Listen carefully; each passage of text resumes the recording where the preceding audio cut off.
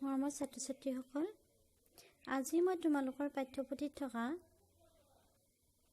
মানুহৰ মাজলৈ কাপোৰ কেনেকৈ আহিল এই পাঠটি পঢ়ি দিবলৈ ওলাইছোঁ। তোমালোকে ভালদৰে চাই যাবা। মানুহৰ মাজলৈ কাপোৰ কেনেকৈ আহিল। অৰুণাচল প্ৰদেশত কামলাং নামেৰে এখন নৈ আছে। কোৱানচা নামৰ ডেকা এজন প্ৰায়ে তালৈ মাছ মাৰিবলৈ যায়। কোৱানচা ঘাট মাউৰা। তেওঁ ওৰে দিনটো পথাৰত কাম কৰিলেহে দুবেলা দুমুঠি খাবলৈ পায়। নহ'লে তেওঁৰ পেটত গাঁঠি টেকেলিও কাটি। তেওঁৰ কিন্তু মাছ মৰাতহে হেঁপাহ। এদিন তেওঁ কামলাঙৰ পানীত এখন দলঙা পাতি থলে। গধূলি পৰত দলঙাখন দাঙি তেওঁ আনন্দত জঁপিয়াই উঠিল। দুটা অচিনাকি মাছ দলঙাত উঠিছে।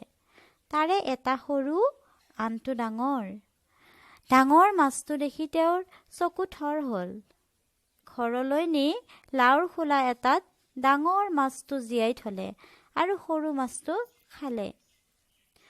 পাছদিনাখন গধূলি কামৰ পৰা উভতি আহি কোৱানচাই তেওঁৰ ঘৰটো কাপোৰেৰে ভৰি থকা দেখিলে। এদম কাপোৰ। কোনে বাৰু আনি থলে কাপোৰৰ দমটো? বিস্ময়ত তেওঁৰ চকু কপালত উঠিল।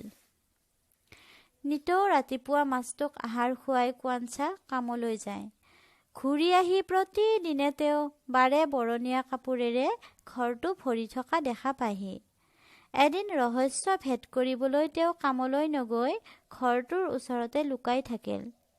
কোৱানচাই দেখিবলৈ পালে যে মাছটোৱে লাহেকৈ নিজৰ ৰূপ এৰি এজনী দীপ-লিপ ছোৱালী হ'ল।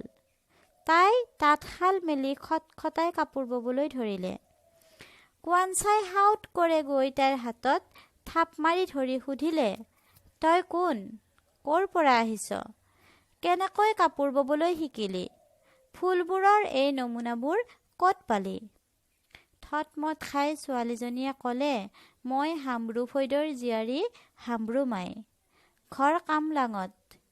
আদি মানৱী নিমকেই মোক শিপিনী হ'বলৈ কোৱাত মই কাপোৰ বোৱা আৰম্ভ কৰিলোঁ।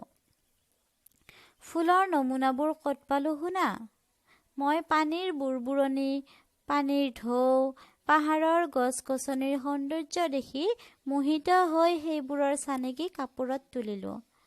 পানীত দেখা ৰঙা, নীলা আৰু বগা এই তিনি ৰঙৰ সাপ দেখি তাৰো ৰঙীন চানেকিৰে বুটা তুলিলোঁ। আকাশৰ মনোমোহা ৰং, ডাৱৰৰ লুকা-ভাকু আৰু মাছৰ বাকলিৰ চিকমিকনিৰ ছবিৰেও কাপোৰত বুটা বাচিলোঁ। হামৰুমাইৰ কথাবোৰ শুনি কোৱানচা মোহিত হ'ল। তেওঁ তাইক বিয়া কৰালে।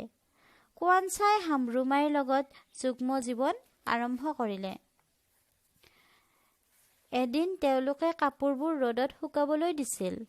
হঠাতে অহা ধুমুহা বতাহজাকে কাপোৰবোৰ উৰুৱাই নি পৃথিৱীৰ চুকে কোণে সিঁচৰতি কৰি দিলে।